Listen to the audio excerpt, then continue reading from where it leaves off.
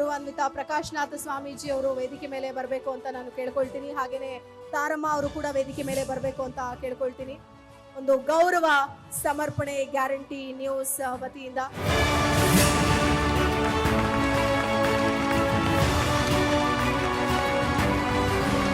ಶುಭಂ ಕರೋತು ಕಲ್ಯಾಣಂ ಆರೋಗ್ಯಂ ಧನ ಸಂಪದ ಶತ್ರು ಬುದ್ಧಿ ವಿನಾಶಾಯ ದೀಪೋ ಜ್ಯೋತಿ ನಮೋಸ್ತುತೆ.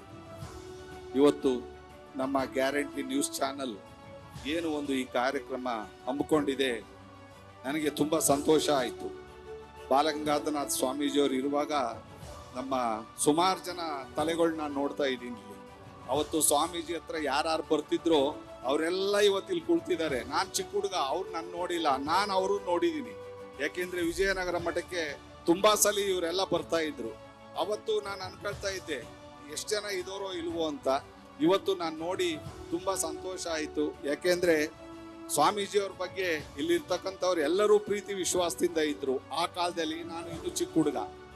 ಅವತ್ತು ನಮ್ಮ ಏನೇ ಒಂದು ಏನು ಮಾರ್ಗದರ್ಶನ ಮಾಡ್ತಾ ಇದ್ರು, ಆ ಮಾರ್ಗದರ್ಶನಕ್ಕೆ ಇವತ್ತು ಫಲ ಸಿಕ್ಕಿದೆ. ಯಾಕೆಂದ್ರೆ ಇವ್ರನ್ನ ಗುರ್ತಿಸೋದು ಕೆಲಸ ಯಾರು ಮಾಡ್ತಾ ಇಲ್ಲ. ನಮ್ಮ ಗ್ಯಾರಂಟಿ ನ್ಯೂಸ್ ಏನು ಒಂದು ಗ್ಯಾರಂಟಿ ಜನ ಇವತ್ತು ನಮಗೆ ಏನು ಗ್ಯಾರಂಟಿ ಬೇಕು ಅಂತ ಕೇಳ್ತಾ ಇದ್ದಾರೋ ಆ ಜನಕ್ಕೆ ಒಂದು ನಮ್ಮ ಟಿವಿ ಏನು ಗ್ಯಾರಂಟಿ ಟಿವಿ ನಮ್ಮ ಶಿವಸ್ವಾಮಿಯರಾಗಿರ್ಲಿ, ನಮೃತ ಆಗಿರ್ಬೋದು, ರಾಧಾ ಹಿರೇಗೌಡರಾಗಿರ್ಬೋದು, ಅದರೊಳಗೂ ನಮ್ಮ ತಾರಮ್ಮ ತಿರುಪತಿಲಿ ಇದ್ರು. ಬಾಮ್ಮ ಈ ಪ್ರೋಗ್ರಾಮ್ಗೆ ಅಂದಾಗ ತುಂಬಾ ಜರ್ನಿ ಮಾಡಿಕೊಂಡು ಸಹ ಬಂದಿದ್ದಾರೆ. ಇವತ್ತು ಸ್ವಲ್ಪ ಜನ ಇರ್ಬೋದು ಇಲ್ಲಿ, ಅದೇ ಹೃದಯ ಶ್ರೀಮಂತಿಕೆ ಇರಬೇಕು. ಯಾವತ್ತು ಮನುಷ್ಯನಲ್ಲಿ ಹೃದಯ ಶ್ರೀಮಂತಿಕೆ ಇರುತ್ತೋ ಅವತ್ತು ಬೆಳಗ್ತಾನೆ. ಇವತ್ತು ಗುರುತಿಸಲ್ಪಡ್ತಕ್ಕಂಥ ಇಲ್ದಲೇ ಇರ್ತಕ್ಕಂಥ ಈ ಸಮಾಜದಲ್ಲಿ ಇವತ್ತು ನಮ್ಮ ಗ್ಯಾರಂಟಿ ನ್ಯೂಸು ನಿಮ್ಮನ್ನೆಲ್ಲ ಸತ್ಕರಿಸಿ ಪ್ರೋತ್ಸಾಹಿಸ್ತಾ ಇದೆ.